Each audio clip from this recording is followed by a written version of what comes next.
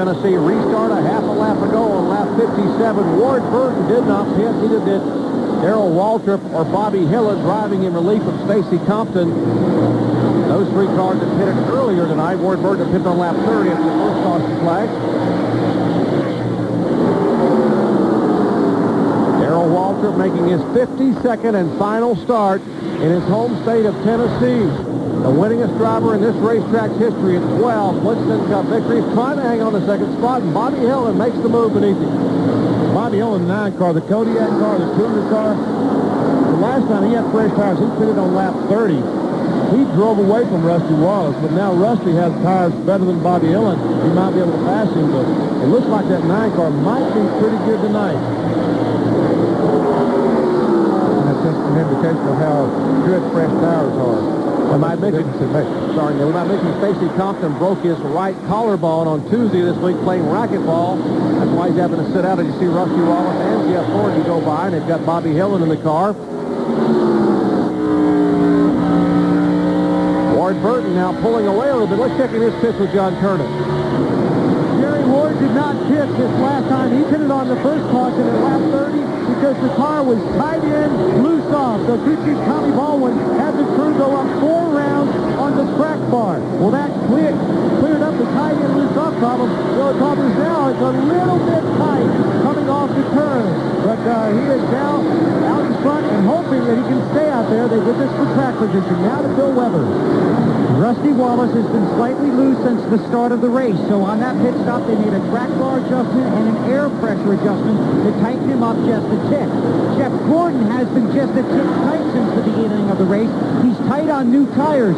They keep hoping the car will come to him. That's what happened in happy hours still because they got to pit. They made an air pressure adjustment and a wedge adjustment. As for Mike Skinner, just slightly tight, half pound of air pressure in the left rear, 4 tires and fuel. We go to Ray Dunlap. Well, Bill, we talked about how much work it'll be from the backstretch. Dale Jarrett came in running 21st, had a good pit stop, made a little bit of an adjustment, got out in 15.3, and he went back on the racetrack in 27. A big disadvantage packing back here. Jerry? All right, we'll watch these teammates. As you watch Jeff Gordon now going beneath the car number 22 of Ward Burton. Ward Burton's last top 5 finish came here when he finished 3rd back in March of this year.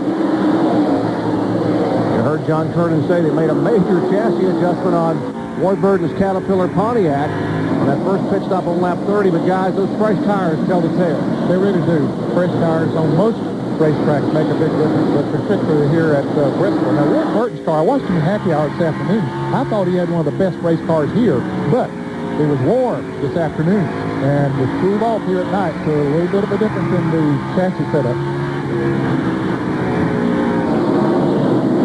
Tony Stewart now trying to go back beyond the inside of Mike Skinner, 4th position. That'd be for the 4th spot. They've been swapping that back and forth. Now Skinner will get a bit of a challenge from Mark Martin back in 6th position. Tony Stewart passed Mike Skinner just before. You know, Mike Skinner looked in the mirror and saw Mark Martin and said, I remember Indy. I remember what I did to Mark Martin. By mistake, I didn't mean to. I'm not going to hold him up. He just moves over and lets Mark and Sterling Marlin go. And there's a big hole behind him. He can afford to do that, not get caught up on the outside.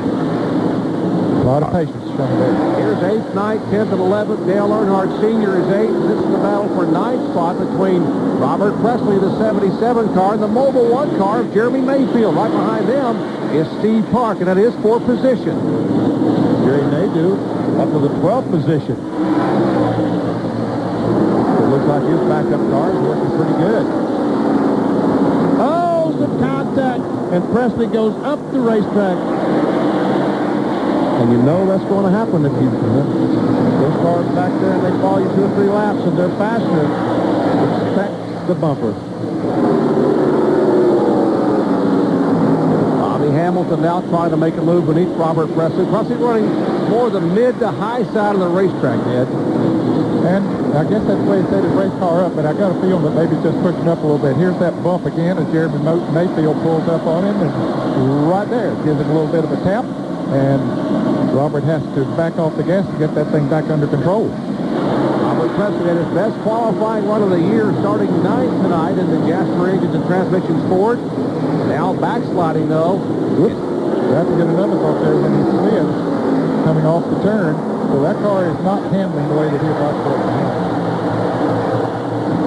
About to lose the 14th position, the Elliott Sadler. Sadler is 15, Earnhardt Jr. there in 16th spot. Well, this makes me interesting. We saw Darrell Waltrip up there in second place on the restart here. He has dropped all the way back to 28th position. Got caught up on the high side. However, he does not have as fresh tires as most of the others. Got a 9-car Bobby Hill, and he's now moved back to the 22nd position. And Darrell's going back to the... Where's Darrell now? He's back to 33rd. So, yeah, those huge tires. Just 20 laps on the tires, you would think that's only 10 miles. 10 hard miles around this Bristol Motor Speedway. Some more contact. Earnhardt Jr. making a move inside of Robert Presley, and now Kenny Schrader will try to follow by.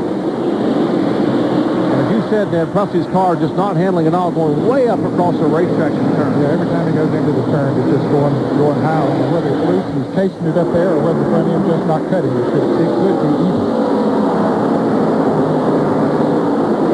Boy, when you open that door, move up that racetrack, and leave a half a groove down there, somebody's going to dive under it. Yeah, Burton is making some progress. He had a good pit stop, and he's moving up through the pack. He's up in 22nd position now, trying to take over 21st from Matt Kenseth. There's Dale Jarrett, the car number 88. Started back in 31st position, second in the points, came into the night 111 points back, and DJ being shown now in 26th position. The points leader, Bobby, you saw him just flash by there, the interstate battery Pontiac. He is currently running in 31st spot. Well, Dave Blaney had a short night and heavy contact over the wall. He's standing by with Ray Dunlap. Well, Jerry, they finished 35th here in the spring, and Dave, I know some bad luck when it comes to concrete racing. I don't know if luck had much to do with it.